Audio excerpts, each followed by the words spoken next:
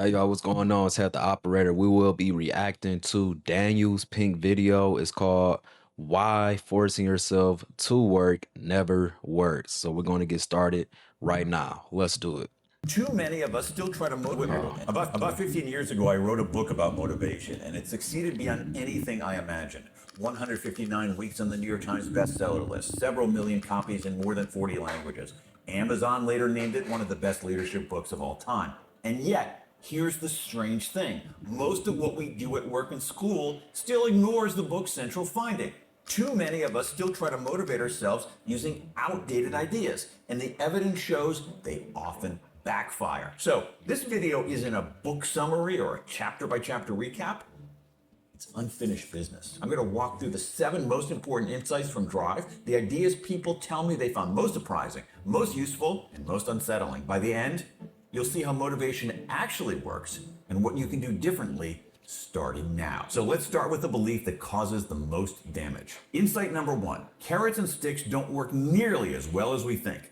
We tend to believe that motivation is simple. If you reward behavior, you get more of it. If you punish behavior, you get less of it. In 50 years of social science, especially the work of Edward Deci and Richard Ryan, says that's true. Sometimes. But not all the time. There's a certain kind of motivator we use in organizations and schools. Social scientists call it a controlling contingent motivator. I call it an if-then reward, as in if you do this, then you get that. If you hit this target, then you get a bonus. If you finish your homework, then you get dessert. In the first 2 chapters of Drive, I review decades of research that distills to a simple conclusion. If-then rewards work well for simple tasks with short time horizons, but they work far less well for complex creative tasks with long time horizons. To see why this fails. Yeah, and I had to stop it right there to say that that's very correct. I like how you articulated that. And I tell people that all the time that it's okay to have short-term goals and you always thinking of, okay, what's the end result? But I think people's natural default is to just get obsessed with trying, get obsessed with taking action, get obsessed with the doing. That is the most critical thing that you need to achieve any goal or any goal worth having, any goal that's going to take more than 3 months, 6 months, a year, 3 years, 5 years to accomplish and complete. I don't care if it take you 10 years. If it's going to take that, then I don't want you every single day always thinking of the end result, because when you look at the end result, it's extremely easy to get caught up. It's when you look at the end result, it's extremely easy to be discouraged. So often, there's a simple experiment that makes it obvious. Imagine you're sitting at a table. In front of you are a candle, a box of tacks, and a book of matches. Your task is to attach the candle to the wall so that the wax doesn't drip onto the table. Now, most people try to tack the candle directly to the wall.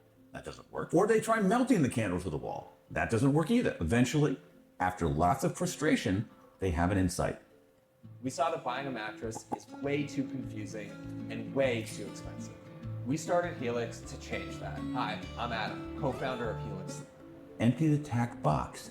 Tack the box to the wall. Use it as a platform for the candle. The key is seeing the box not just as a container, but as part of the solution. Now here's the kicker. When psychologist Sam Glucksberg ran this experiment back in the 1960s and offered cash rewards for the fastest solution, the incentivized group took 3.5 minutes longer to solve the problem than the group with no reward at all. Let that sink in. The reward didn't sharpen thinking, it dulled it. The reward didn't accelerate performance, it slowed it. That counterintuitive finding launches the entire argument of Drive. So here's a simple takeaway. Use if-then rewards for straightforward, mechanical tasks with easy outcomes and a short timeline, but avoid them for complex, creative tasks. And once you see that, the bigger question becomes this. Yeah, and just to reiterate that point, it's more so because you don't have to hold it as long. Just think of it like that. You don't have to hold this dangling carrot in front of your face as long, because it's just going to be something short term that's going to happen in 10 minutes, 30 minutes, an hour, within 4 hours, within the same day. But when you guys want these goals where it's like, hey, I want my business to make 10,000, well, 50,000 a month and things like that. Well, we know that's not about to happen today. Realistically, idealistically, we will all want that if we have a business or whatnot. But seriously, you have to always consider those things, that anything that's really worth having is going to take time and effort. And that's the key word, is effort. Be obsessed with trying. What actually drives us? Insight number 2. Human beings have 3 drives, not 1. One reason we get motivation so wrong is that we oversimplify human nature. We treat people as if they're one-dimensional or maybe two-dimensional, but human beings are three-dimensional. We have 3 drives. First, we have biological drives. We eat when we're hungry, we drink when we're thirsty, we sleep when we're tired. Extrinsic motivation. In many instances, we do respond predictably to rewards and punishments. Pay your kid to take out the trash, and she'll probably do it. Fine an employee for showing up late, and they'll likely show up on time, at least at first. But that's not the whole story, because we all have a third drive, intrinsic motivation. Edward Deci, the social scientist I mentioned a moment ago, put it like this: human beings have an inherent tendency to seek out novelty and challenges, to extend and exercise their capacities, and to explore and to learn. In other words, we don't just do things to survive or to get a prize. We do things because we like doing them, because they're inherently fulfilling, because they're the right thing to do, because they connect us with others. The reward is the activity itself, the learning, the progress, the sense of purpose. This third drive isn't a bonus, it's a core part of who we are. So another takeaway: find your third drive by writing down 3 things you do for free. Maybe it's create art, or work with kids, or build a business. Doesn't matter. List them, and that's a window into what really motivates you. Now, this doesn't mean rewards don't matter. They do, just differently than we think. Insight number 3. Rewards still matter, just not the way we use them. Let me be very clear about something. Drive is not an argument against rewards. Human beings like rewards. You like rewards. I like rewards. This is an argument for using rewards based on science, not intuition, because not all rewards are created equal. Start with the basic truth. No. On Yeah, the they job, not. people need to be paid and paid fairly. That's a baseline condition for motivation. If people are underpaid or treated unfairly, motivation collapses. And let's be honest, a lot of people today aren't being paid what they deserve. Baseline rewards are necessary, Understatement. but they're not sufficient. Problems arise when the rewards become the reason for doing the work. To see why, consider a now classic experiment led by Stanford psychologist Mark Lepper. He studied preschoolers who I don't got a book that's written by Mark Lepper, but what book mentioned Mark Lepper that I have? I can't remember. loved to draw, and he divided them into 3 groups. The first was the expected reward group. These kids were told ahead of time, if you draw, then you'll get an award. The second was the unexpected reward group. They were simply asked to draw, and only after they finished did they receive an award. The third was the no reward group. They drew with no promise and no prize. 2 weeks later, during free play, the researchers watched what happened. The unexpected reward and the no reward kids kept drawing just as much and with the same enjoyment as before. But the expected reward kids, the one who'd drawn in order to get the prize, lost interest. They spent far less time drawing. Only one thing killed motivation: knowing in advance there was a reward.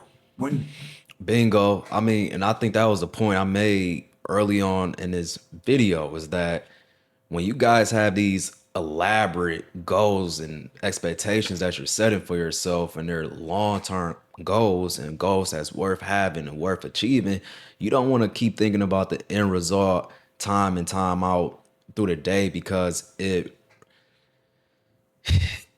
makes you think about the negative too much. It's a reminder every day, like, oh, I'm not where I want to be, and it's this large discrepancy gap. And if you keep getting caught up in that perpetual loop day in and day out, let's say it's a goal that's really realistically is going to take 3 years. It's no way. I keep stressing this point. It's no way that you keep obsessing about that goal and you keep thinking of the end result, and you won't just get discouraged and you give up. If most of the things that we wanted in life will happen in a day or 5 days, most people would be will have exactly what they want. People be having a new car that they want. People be having a new house that they want. People will be making the type of income monthly that they want. People will have this and that. People will have better health, better diets. If it was just that easy. That's just like somebody starting off working out. When somebody starts off working out and they want to lose, let's say 70 pounds, you know, if they set a goal like, hey, I want to lose 70 pounds, it may take me 4 years to lose that weight.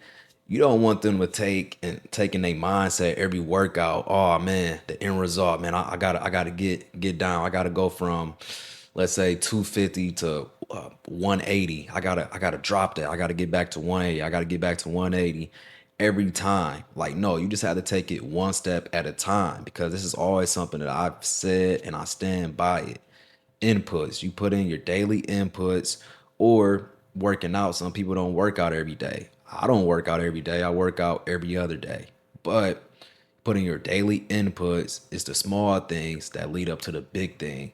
Get obsessed with trying, get obsessed with doing. Because too many times what we do is we like to say, okay, on this side, this is losing, this side, this is winning. And when we're trying to do anything, we always just keep thinking about the win. We keep thinking about the reward. We keep thinking about the win, win, win. But the people that's going to really elevate to that level of consistency is the people who are going to get obsessed in that middle ground, which is trying and doing.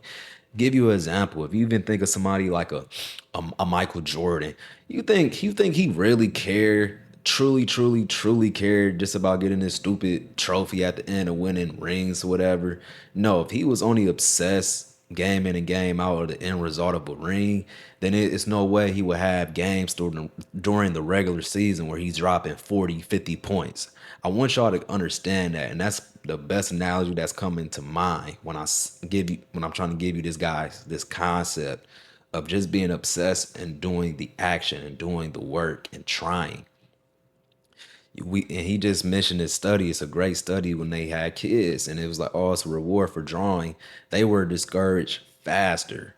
Why? Because it's so taxing mentally to always think about the end result when you're in the beginning stage, especially in the beginning stages. You might go in the honeymoon stage when you like, oh, I want to try this new mentorship, or oh, I want to try this new thing out and that new thing out, and you're just super optimistic and pumped. But as soon as that phase fade away, and it's going to happen like extremely fast, then boom, you feel lost in despair. And I understand that feeling. And that's why you have to be obsessed and just trying and doing and showing up, putting in daily inputs for one day the big output could come to you.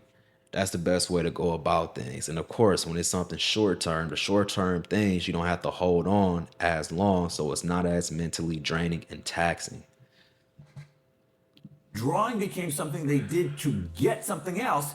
It stopped being something they did because they loved it. Now, this can get tricky in the workplace. There's no perfect recipe for compensation.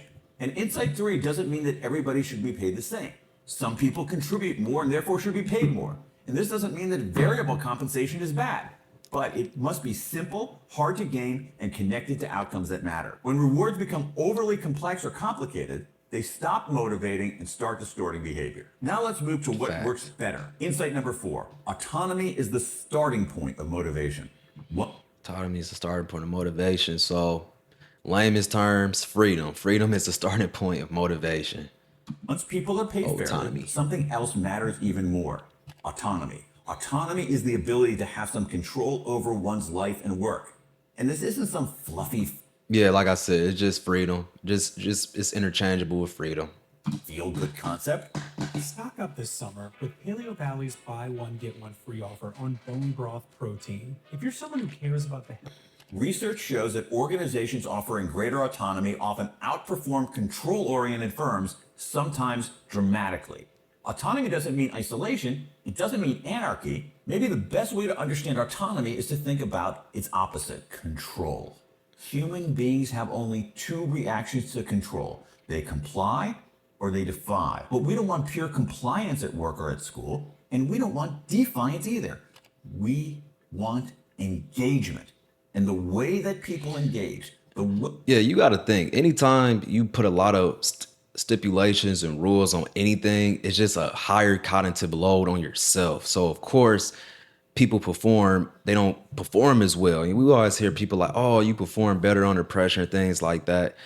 No, man, people don't want a bunch of rules, and that's why they've done studies and said that when you give people a sense of autonomy, aka freedom in the workplace, they actually accomplish more and they get more things done because it's a free fall, but they already, how can I say it? It's less of a cognitive load where they know, okay, they got a general framework of how they need to go about getting their job done. And they just go with the flow. It's way easier than somebody is micromanaging you. You just feel stressed. You feel like you're under a microscope. So, of course, anytime, let's say if it was a school play or you had to do public speaking, when it's all eyes on you, it can be challenging to say one or two sentences, but if you're just talking to a friend or whatever where it's not that much pressure, you perform way better with what? Speaking and communicating. So same difference. So what's this The way point? that you engage is by getting there under your own steam. People indeed they Go back. defy, but we don't want only two reactions about its opposite: control. Human beings And then control. So it's funny because over at Operator Network, I got my 8-week one-on-one mentorship called Operator Reset, and that is literally the first segment is control. So I'll take you guys through 3 phases, 3 segments. It's control, consistency, and independence. So if you guys are interested in that, click the link down below, book a one-on-one with me, and we can see if we're a good fit for one another. So y'all know what it is. It's Hef. Don't be stuck and done forever. Let's learn and grow together. I'm out.